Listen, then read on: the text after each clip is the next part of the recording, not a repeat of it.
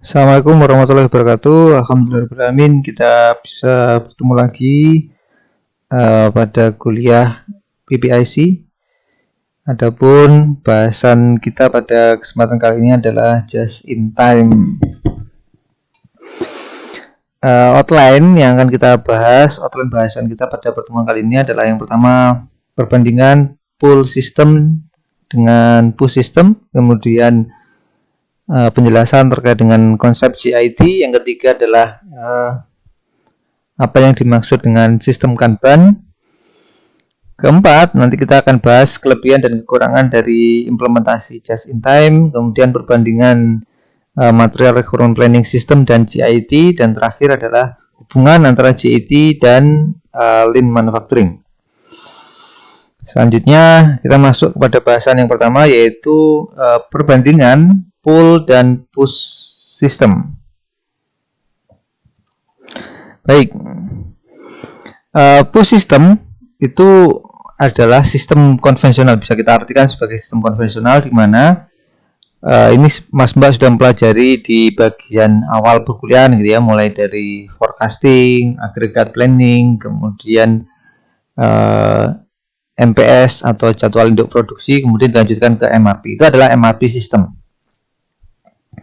Pada MRP system, perencanaan produksi itu penentuannya didasarkan pada forecast, karena aktual demand belum ada, sehingga murni dasarnya adalah peramalan. Kemudian pada pelaksanaannya, begitu item atau part itu selesai diproses, maka dia akan dipush ke proses selanjutnya. Jadi bukan permintaan dari stasiun di depan, tapi dari stasiun sebelum itu yang mengirimkan material yang sudah selesai itu ke next proses. Nah, kemudian secara umum dia disebut sebagai MRP based system. Ini adalah gambaran umum apa yang dimaksud dengan push system. Sebaliknya, ketika kita berbicara dengan terkait dengan pull system atau sistem tarik, ya, kalau push itu dorong, pull itu sistem tarik, di mana perencanaan produksi itu didasarkan pada demand atau permintaan. Di Mas Mbak sekarang mungkin sudah tahu gitu ya, kalau dulu sistem produksi modern itu didorong aja, jadi pabrik itu produksi sebanyak-banyaknya, kemudian baru cari pasar. Sementara pada penerapan pull system ini tidak. Jadi sekarang sudah dikenal sistem inden gitu ya. Jadi aktual demand muncul dulu, baru kemudian dilakukan proses produksi. Jadi ini beberapa hal yang hari ini dimungkinkan yang mendorong penerapan pull system. Jadi proses produksi itu benar-benar didasarkan pada aktual demand atau permintaan aslinya. Jadi kemudian ketika demand itu ada atau ada permintaan terhadap suatu produk, maka nanti akan di requestnya itu dari dealer, misalkan kalau mobil ya, akan merequest kepada departemen produksi untuk menghasilkan produk tersebut, jadi untuk mendelivery produk tersebut. Jadi bahkan kita kalau hari ini ya Mas Mbak, kalau order mobil gitu ya, beberapa merek tertentu misalkan indennya itu bisa jadi sampai setahun, 6 bulan misalkan, ya seperti itu. Jadi ya itu adalah production lead time. Kemudian dilepas ke next process. Jadi pelepasan ke next process itu hanya ketika ada permintaan. Seperti tadi, departemen produksi itu mengirimkan kepada dealer itu benar-benar ketika ada demand. Nah, ini berbeda kalau konvensional, produksinya ada dulu, kemudian baru cari pasar. Atau by request gitu ya, ketika ada permintaan. Nah, sistemnya ini disebut sebagai Kanban based system. Nanti apa itu Kanban akan kita bahas di slide-slide selanjutnya. Baik, sekarang kita masuk ke dalam fundamental konsep dari just in time. Ini yang perlu dipahami terlebih dahulu. Pada dasarnya, just in time itu adalah sebuah sistem produksi yang bertujuan untuk meminimumkan jumlah inventory. Jadi intinya pada itu ya. Jadi apapun yang dilakukan nanti itu dalam rangka meminimumkan jumlah inventory. Kemudian sekarang Mas Mbak, itu nggak afdol kalau kita mempelajari suatu teori atau sebuah konsep tanpa kita tahu terlebih dahulu dari mana asal konsep itu dan latar belakang penemuannya. Jadi just in time itu diperkenalkan oleh Taichi Ohno pada tahun 60-an gitu ya. Dia ditemukan berdasarkan kondisi Jepang setelah kalahnya Jepang di Perang Dunia Kedua. Jadi pada saat itu Jepang itu porak-poranda, hancur, negaranya hancur lebur gitu ya, karena dia kalah telak oleh dibom Amerika dan pasukan sekutu. Sehingga semua lini, semua sisi kehidupan di Jepang itu kekurangan ya. Produksi pabrik-pabrik itu kekurangan bahan baku, kekurangan tempat, kekurangan uang, modal untuk menyediakan untuk kebutuhan proses produksi. Jadi ada dua kekurangan yang utama, yaitu kekurangan uang untuk memiliki inventory yang berlebih. Jadi banyak infrastruktur yang hancur gitu ya, sehingga mereka kekurangan uang untuk memiliki inventory yang berlebih. Jadi dari dasar itulah Mr. Taichi Ohno ini berusaha membuat strategi atau konsep produksi yang meminimumkan inventory itu, karena nggak punya sumber daya untuk memiliki inventory yang berlebih.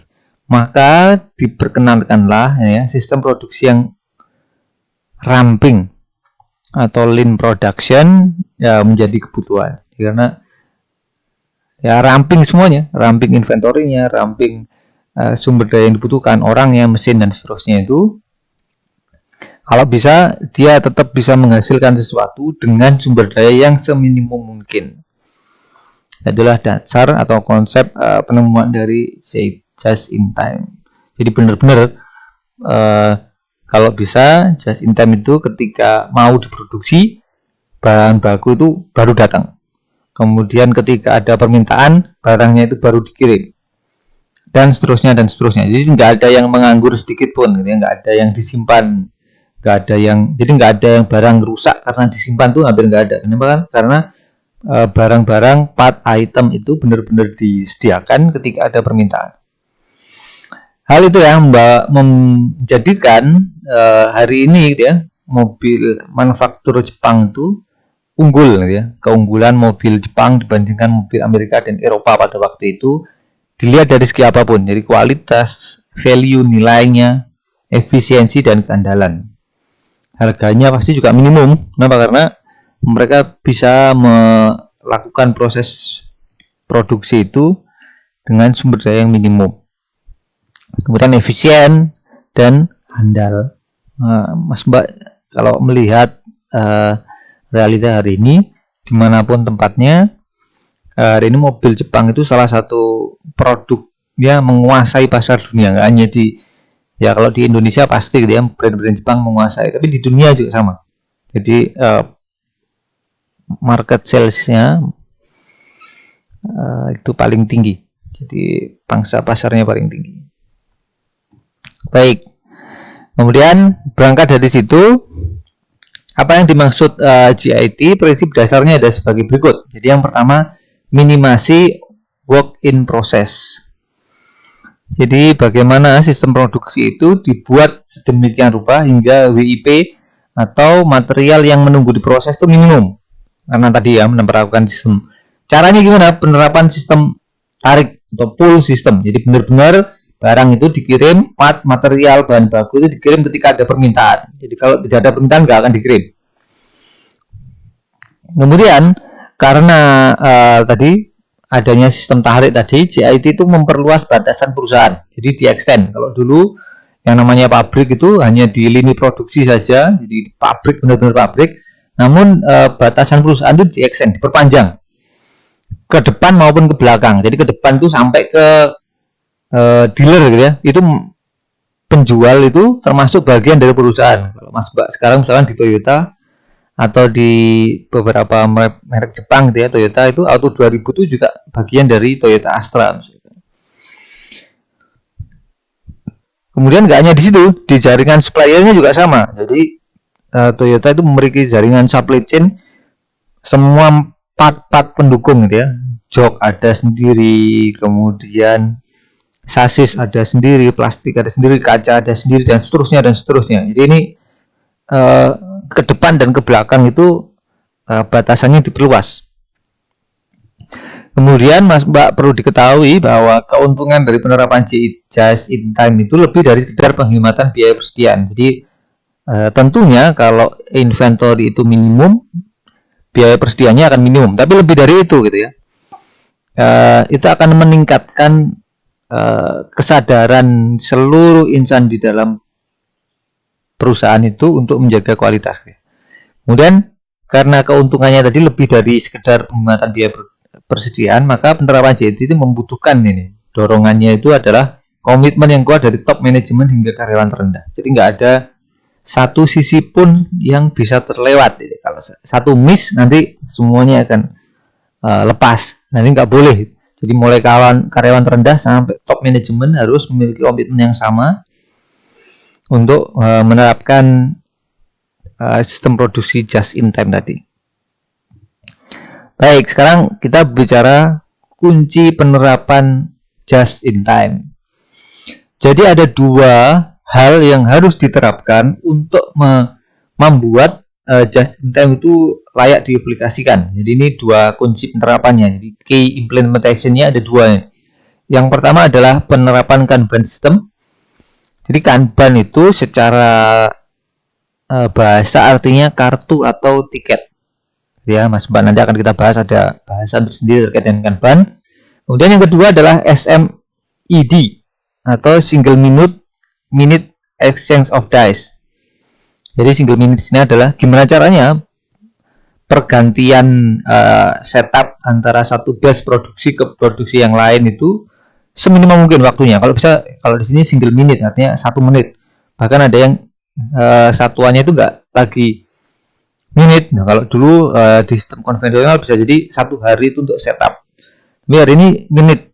Atau bahkan kalau di beberapa literatur disebutkan satuannya itu ya second, jadi detik.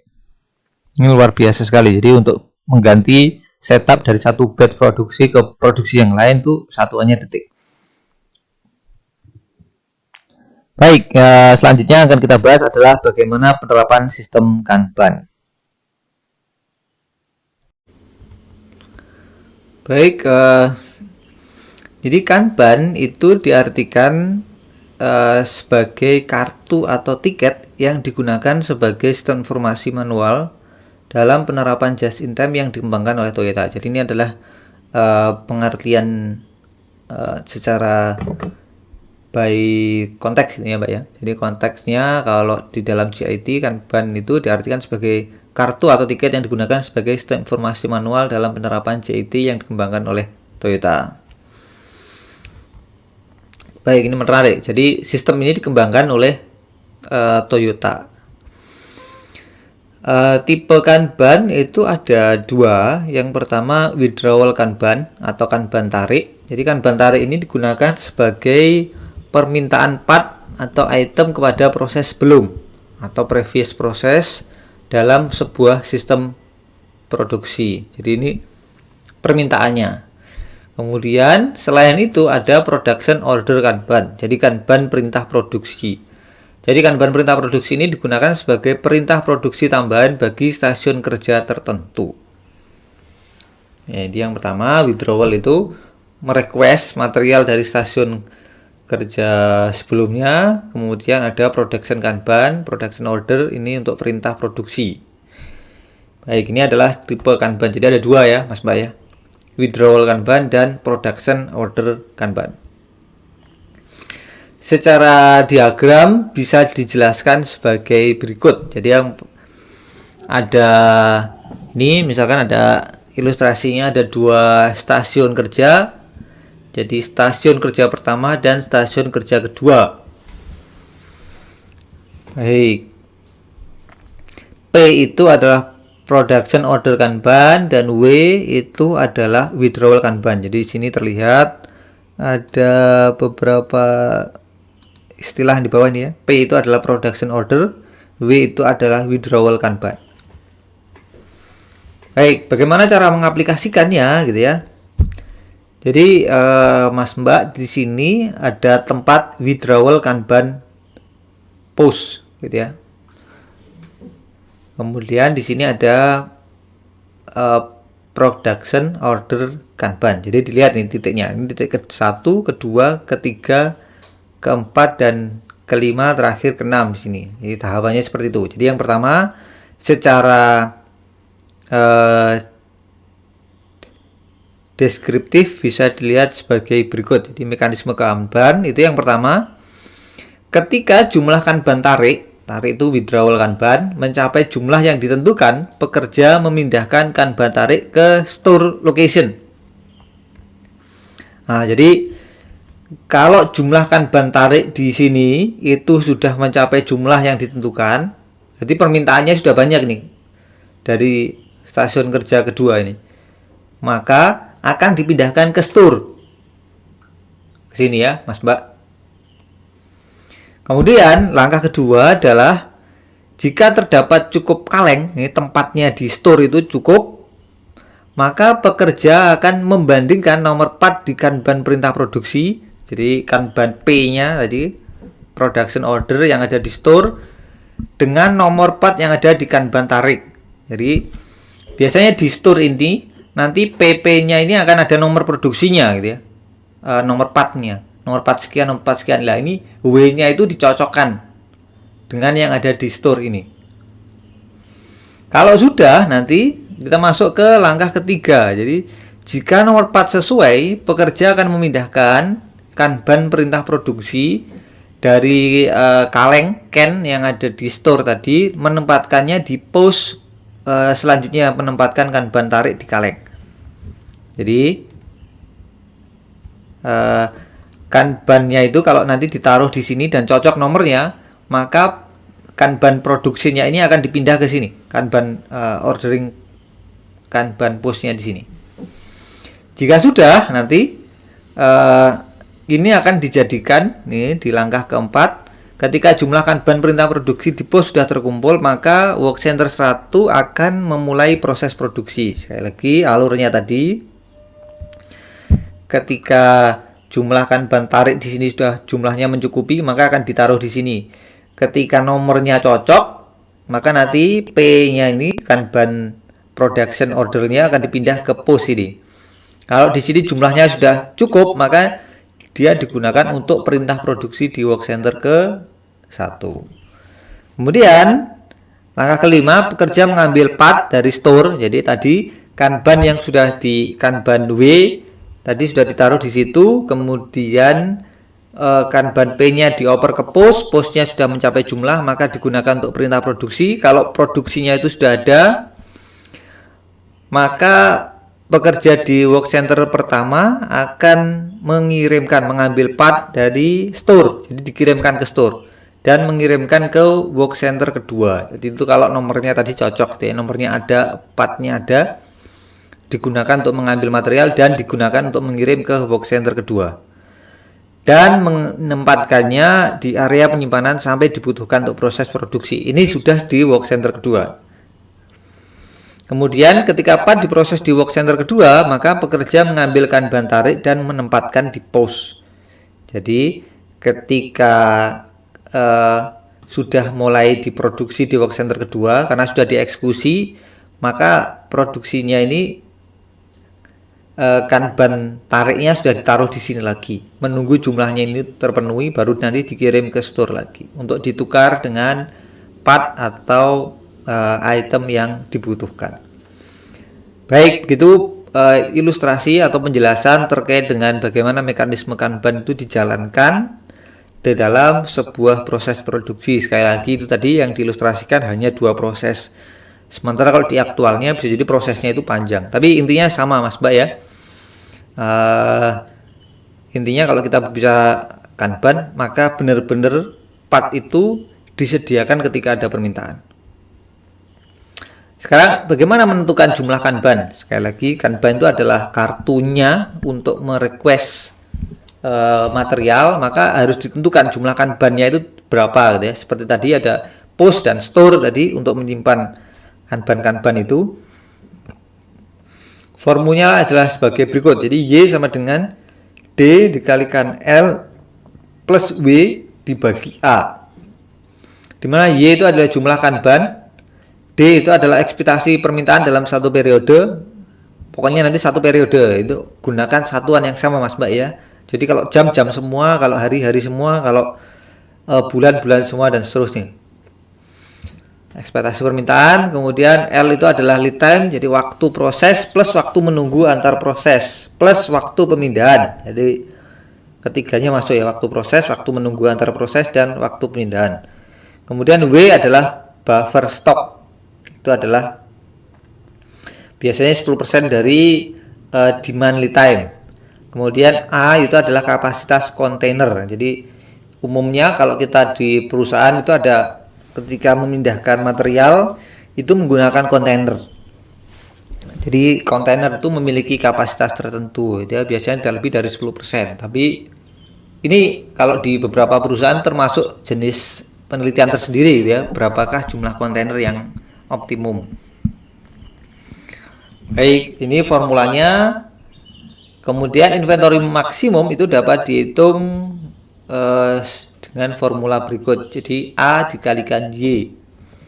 A itu sekali lagi tadi adalah jumlah kapasitas kontainer, Y itu adalah jumlah kanban, itu sama dengan demand lead time plus W, di mana nilai ideal dari W itu buffernya adalah 0.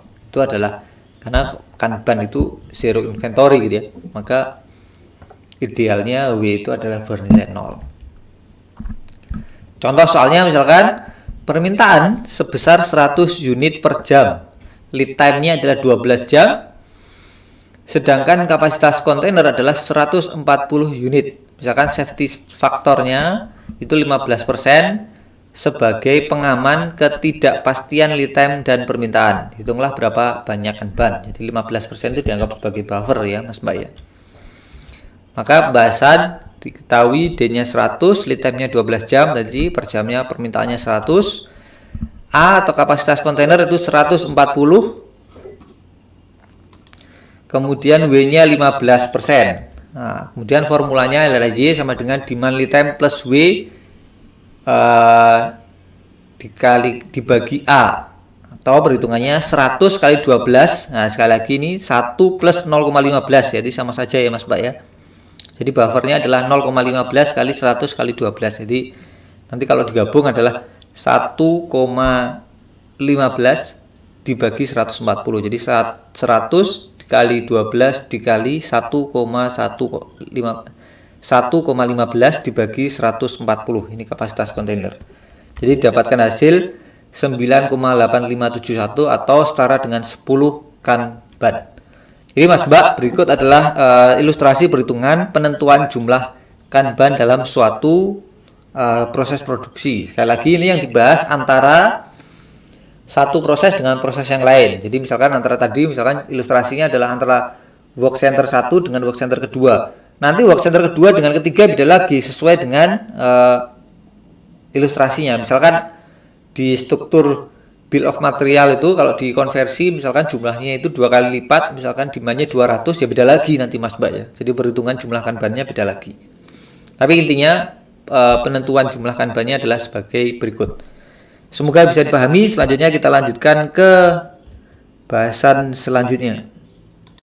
Baik, selanjutnya yang akan kita bahas adalah kunci konsep penerapan JIT yang selanjutnya yaitu SMED, yaitu Single Minute Essence of Dies.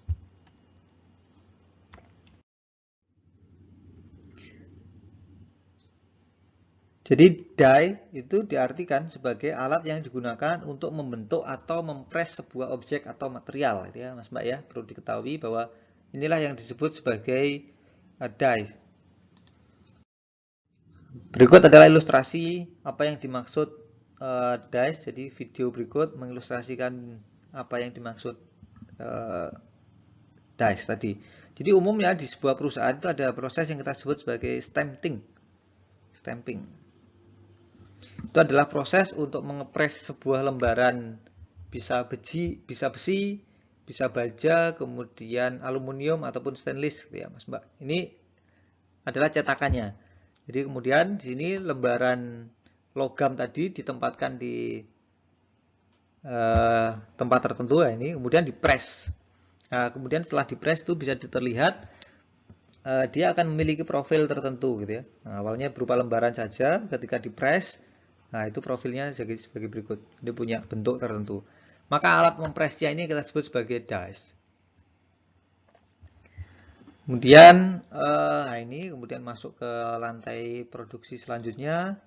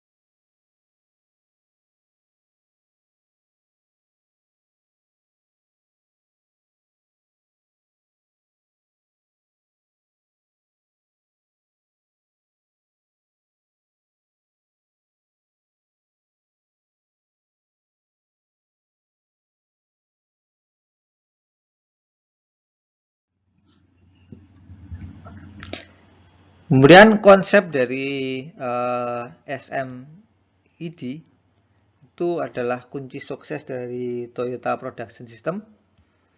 Yang menemukan itu adalah Shigeo Shingo pada tahun 1970. Mas kalau tadi GIT yang menemukan adalah Taichi Ohno, kemudian SMED ini yang menemukan adalah Shigeo Shingo pada tahun 70-an. Dasar teori dari SMED ini adalah untuk mendapatkan lot size atau key yang sekecil mungkin itu bisa dilakukan dengan jika biaya tetap atau fixed cost dapat ditekan. Jadi sebagaimana diketahui bahwa biaya setup itu berbanding lurus dengan ukuran lot. Jadi semakin mahal biaya setup, maka lotnya ya nggak bisa kecil. Di mana salah satu komponen biaya terbesar dalam setup itu adalah waktu yang diperlukan untuk mengganti. Jadi aspek time itu merupakan salah satu komponen biaya paling tinggi dalam mengganti konfigurasi mesin. Maka diperlukanlah suatu metode untuk meminimumkan setup time itu dengan menerapkan konsep ini ya, single minute exchange of die. Dimana caranya menurut Shingo pada tahun 81 itu pencapaian ini didapatkan melalui membagi proses penggantian dies tadi menjadi dua bagian. Yang pertama inside exchange of die IED dan outside exchange of die OED. Jadi IED dan OED. Kemudian OED itu di luar. Jadi maksudnya mesin yang utuh tadi besar tadi, cetakan yang besar tadi dibagi menjadi dua, bagian luar dan bagian dalam. Tujuannya dibagi itu adalah ketika bagian luar itu bisa dilakukan settingnya itu ketika mesinnya jalan. Jadi untuk mengganti inside-nya itu waktunya sedikit. Jadi waktunya itu proses yang banyak tadi itu dipecah, dicicil, OID-nya diproses terlebih dahulu, baru nanti mesinnya mati. Karena kalau mengganti IED-nya itu harus mati beneran. Jadi karena mesinnya itu dicopot cetakannya gitu ya. Itu harus stop mesinnya. Itu prosesnya sedikit ketika benar-benar mati itu. Namun ketika proses berjalan, OID-nya cetakan luarnya itu bagian luar dari cetakan itu bisa dilaksanakan terlebih dahulu sehingga nanti bisa menghasilkan pengurangan yang signifikan terhadap waktu setup. Berikut adalah success story implementasi SMED. Jadi ya misalkan di Toyota itu bisa mengurangi 8 jam waktu untuk mengganti die pada proses pembuatan baut, mesin membuat baut menjadi 58 detik. Kemudian Mitsubishi Heavy Industry ini industri yang membuat bagian dari anak perusahaan dari Mitsubishi yang membuat kapal selam, kapal, pesawat, gitu ya, heavy industry. Itu alat bornya itu untuk mengganti alatnya itu dari waktu 24 jam menjadi 2 jam. Jadi jangan dibayangkan ini bor kecil ya, Mas Boy, bornya besar. Jadi untuk membuat kapal. Kemudian selanjutnya adalah H. Weidman Company itu menurunkan waktu penggantian die pada mesin plastik molding. Jadi plastik molding itu pencetakan plastik dari 2,5 jam menjadi 6 menit. Kemudian Federal Mogul Company ini disebutkan salah satu anak perusahaan dari General Motor di Amerika gitu ya. Dia menurunkan waktu penggantian komponen mesin milling dari 2 jam ke 2 menit. Jadi ini luar biasa sekali Mas Baya pencapaian ini. Toyota dari 8 jam ke 58 detik, kurang dari 1 menit. Dan seterusnya dan seterusnya. Sehingga ini efisiensi itu bisa ditingkatkan karena waktu setupnya menjadi minimum. Baik, selanjutnya namanya teori atau konsep itu di samping kelebihan-kelebihan yang ditawarkan juga memiliki kekurangan. Begitu juga dengan JIT. Pada pembahasan selanjutnya akan kita sajikan kelebihan dan kekurangan JIT. Berikut adalah ilustrasi secara grafik bagaimana aliran informasi di dalam JIT dan sistem konvensional. Jadi kalau kita bicarakan ban, di sini akan terlihat bahwa kiri ke kanan itu adalah aliran produksi baik di atas maupun yang bawah. Sementara aliran informasi kalau sistem Kanban itu dari suksesor ke predesesor. Sinkronus dia ya. Berurutan seperti ini. Sementara pada sistem terpusat, ini di MRP sistem itu ada departemen PPIC itu yang menyebarkan informasi ke semua stasiun kerja. Jadi sistem informasinya terpusat. Ini adalah dua perbedaan sistem informasi antara JIT dan sistem konvensional. Kemudian selanjutnya ini analogi persediaan. Jadi persediaan itu kita ibaratkan sebagai air. Air di sini ya Mas Mbak. Kemudian masalah itu ini gunung-gunung ini adalah masalah. Ketika persediaan itu banyak, maka masalah itu akan tertutupi. Sebaliknya, ketika persediaan itu bisa ditekan, maka masalah-masalah itu akan nampak. Jadi itulah analogi persediaan. Jadi nggak hanya biaya persediaan saja yang minimum, namun juga mendorong penyelesaian masalah-masalah yang terjadi di dalam sebuah sistem produksi. Berikut adalah tabulasi kelebihan dan kekurangan JIT dilihat dari beberapa aspek. Ya, misalkan sekarang aspek yang pertama, misalkan rendahnya WIP. Maka ini akan memberikan kelebihan minimasi biaya persediaan. Kemudian kelebihan selanjutnya adalah meningkatkan efisiensi proses produksi karena WIP-nya rendah, jadi semua yang diproduksi, semua yang diproses, semua yang dibeli itu murni berdasarkan permintaan, tidak ada untuk buffer dan seterusnya. Kemudian masalah kualitas dapat ditemukan dengan cepat seperti tadi ya, karena biasanya di sistem konvensional kalau permintaannya itu 100, karena mereka takut ada beberapa part atau produk yang tertolak karena alasan kualitas, maka yang diproduksi 120. Tapi kalau di JIT nggak tepat, harus 100. Maka masalah kualitas itu akan ditemukan dan bisa diselesaikan. Namun juga memiliki kelemahan. Yang kelemahan yang pertama adalah meningkatkan waktu idle bekerja. Jadi bisa jadi karena benar-benar barang itu dikirim saat dibutuhkan, jadi bisa jadi stasiun selanjutnya itemnya sudah habis, tapi belum dikirim dari stasiun sebelumnya. Kemudian dapat menurunkan laju produksi. Ini kelebihan dan kekurangan JIT dilihat dari aspek rendahnya work in process. Aspek yang kedua itu adalah sistem informasi. Seperti tadi kita ilustrasikan bahwa kalau di JIT itu distributif, terdistribusi karena dia menggunakan Kanban. Kalau di konvensional itu terpusat.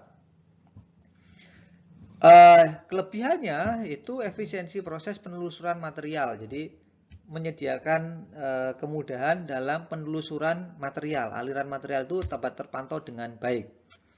Kelebihan selanjutnya adalah penurunan biaya penerapan JIT itu lebih murah karena tadi seperti diketahui bahwa biaya persediaannya minimum sehingga ini biaya totalnya bisa lebih ditekan.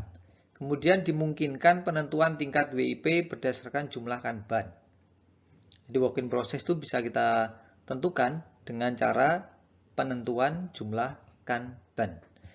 Kemudian kelemahannya adalah reaksi yang lambat terhadap perubahan permintaan.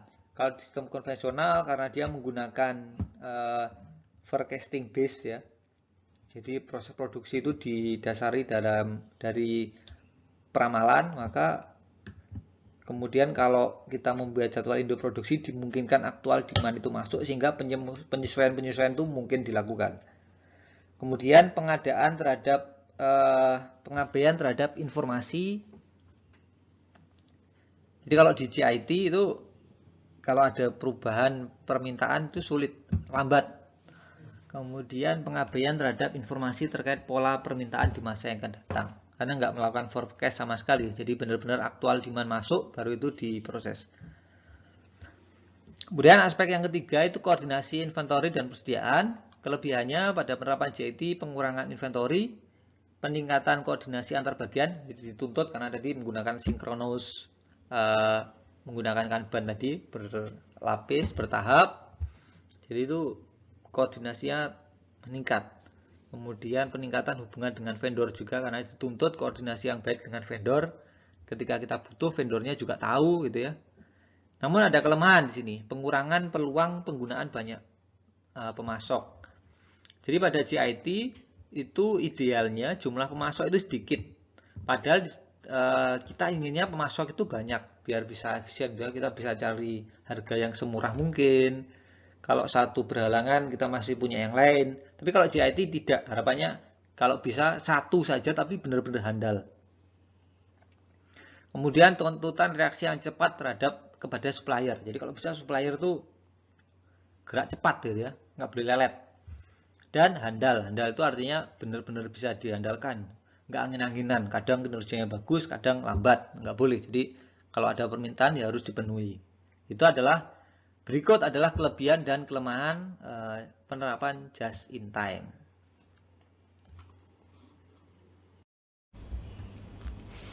Pada bagian ini yang akan kita bahas adalah perbandingan antara just in time dan material requirement planning system. Baik, perbandingannya jadi bisa dilihat di sini. Poin yang pertama adalah just in time itu menerapkan pull system atau sistem tarik, sementara MRP itu menerapkan push system atau sistem dorong. Kemudian pada just in time itu yang dilakukan adalah salah satu tujuan utamanya itu adalah pengurangan work in process, di mana nanti hasilnya adalah pengurangan biaya persediaan sehingga bisa dihasilkan biaya persediaan yang seminimum mungkin. Sementara pada MRP itu adalah kemampuan untuk merespon perubahan permintaan secara cepat ya. Jadi dia lebih reaktif terhadap perubahan permintaan. Jadi dimungkinkan penyesuaian-penyesuaian selama periode perencanaan. Kemudian pada just in time itu menawarkan kemudahan dalam mengidentifikasi permasalahan kualitas. Seperti tadi diilustrasikan dengan grafik bahwa ketika persediaan itu ditekan serendah mungkin, hal ini akan berdampak pada masalah-masalah dalam sistem produksi itu akan nampak. Salah satunya misalkan masalah berkaitan dengan kualitas. Seperti yang tadi sebelumnya disebutkan, kalau sistem konvensional itu misalkan demand-nya 100, maka karena ada kendala kualitas biasanya dibuat itu 120 untuk mengantisipasi adanya cacat produk dan tertolak. Sementara pada just in time nggak boleh, kalau 100 demand-nya ya harus yang dibuat hanya 100.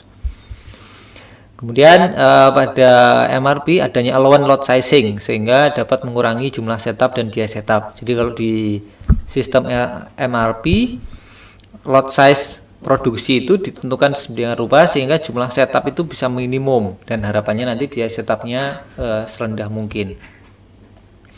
Kemudian perbandingan JIT itu menerapkan sistem Kanban sehingga nanti karena di sistem Kanban itu adalah synchronous information system, jadi bertahap informasinya itu dari paling akhir produk jadi kemudian diumpan ke sistem produksi paling ujung berturut-turut sampai paling awal menjadi produksi yang pertama. Jadi nanti ada koordinasi yang lebih baik sehingga menjamin kelancaran aliran material pada proses produksi. Sementara pada MRP sistem itu perencanaan dalam jangka panjang, seperti halnya sudah diketahui di MRP bahwa planning horizon itu jangkanya lama, jadi bisa 3 bulan, 6 bulan atau bahkan 1 tahun. Hal ini berdampak pada lebih mudah mengantisipasi adanya perubahan permintaan, sehingga dalam proses penjadwalan itu dapat dilaksanakan lebih mudah, dan penyesuaian jumlah sumber daya baik itu tenaga kerja, mesin, dan lain-lain itu dapat direncanakan sedemikian hingga untuk mengantisipasi adanya perubahan permintaan. Ini adalah sekilas terkait dengan perbandingan antara penerapan just in time dan material requirement planning. Jadi ini adalah poin-poin pokok yang menjadi perbandingan antara JIT dan MRP. Kemudian selanjutnya yang kita bahas adalah kondisi-kondisi yang menunjukkan kecocokan untuk diimplementasikan JIT atau just in time. Jadi yang pertama itu adalah ketika demand itu sedikit atau tidak ada variability sama sekali, jadi konstan. Itu kondisi yang pertama yang mengindikasikan sistem tersebut cocok diimplementasikan JIT. Yang kedua adalah vendor atau supplier yang handal. Handal itu artinya seperti tadi disampaikan bahwa ketika ada permintaan, dia dapat memenuhi permintaan itu dengan cara yang seefisien mungkin, baik dari segi waktu maupun biaya gitu ya. Kemudian yang ketiga, small setup time untuk produksi. Jadi produksi yang membutuhkan waktu setup yang bentar, ya, waktunya sedikit. Nah, hal ini, 3 hal utama ini ya yang mengindikasikan bahwa sistem tersebut cocok diimplementasikan JIT. Jadi ada 3 ya, demand yang tidak bervariasi, kemudian vendor atau supplier yang handal, dan yang ketiga adalah setup produksi yang kecil waktunya. Namun demikian Mas Mbak, tidak semua sistem itu bisa menyediakan seperti ini. Jadi tadi disebutkan poin pertama, misalkan demand-nya itu berfluktuasi tinggi, misalkan produk-produk yang seasonal, itu variabilitasnya sangat tinggi sekali. Maka ini bisa jadi tidak cocok untuk diimplementasikan JIT, atau vendornya memang kesulitan untuk mencari vendor yang handal sehingga vendornya jumlahnya banyak. Nah, ini juga tidak mengindikasikan dia tidak cocok diimplementasikan JIT. Yang ketiga, ada beberapa sistem yang waktu setupnya by default itu sangat lama. Misalkan prosesnya itu membuat kapal laut gitu, misalkan kapal dalam ukuran besar, di mana setiap jenis kapal yang dibuat itu setupnya lama, nggak bisa sebentar, karena ukuran dry docknya itu berbeda, kemudian cetakannya berbeda, kemudian mesin yang dibutuhkan berbeda, desainnya juga berbeda, sehingga nggak bisa sebentar by nature-nya. Maka hal-hal tersebut itu mengindikasikan bahwa dia tidak cocok untuk diimplementasikan JIT. Namun demikian Mas Mbak, ketika ketiga hal ini tercapai atau bisa dipenuhi, maka yang mengejutkan adalah MRP juga menunjukkan hasil yang baik. Jadi permasalahan antara JIT dan MRP itu sebenarnya pertanyaannya bukan mana yang lebih unggul atau mana yang lebih hebat, mana yang lebih bagus.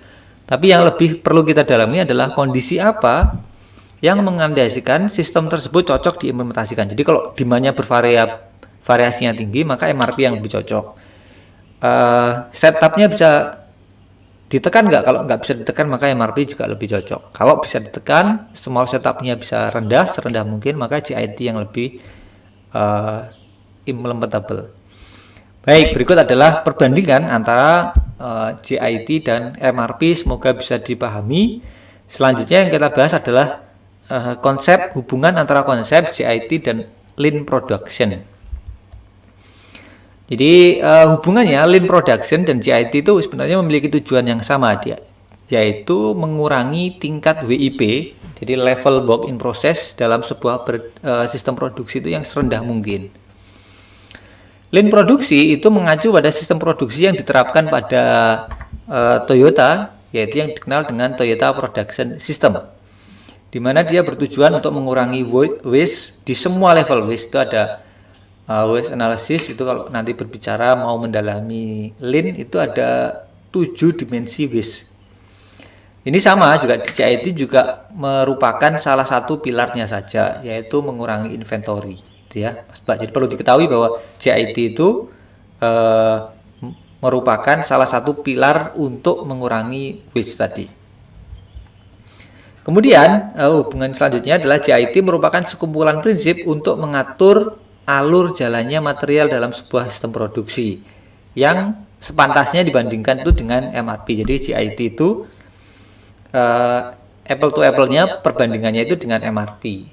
Sedangkan Lean Production itu merupakan kombinasi antara semua hal atau semua aspek yang ada di just in time dikombinasikan dengan Six Sigma, dikombinasikan dengan Cellular Manufacturing System, dan Total Productive Maintenance. Ini adalah pilar-pilar Toyota Production System, gitu ya, Mas Mbak ya.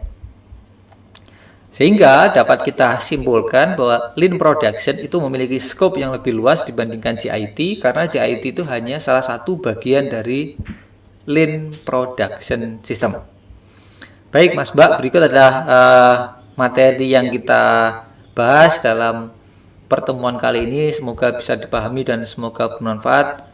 Jika ada pertanyaan bisa langsung ditanyakan melalui VLM atau nanti bisa mengusulkan via ketua kelas untuk diselenggarakan kelas sinkron. Berikut materi yang bisa saya sampaikan. Saya akhiri. Wassalamualaikum warahmatullahi wabarakatuh.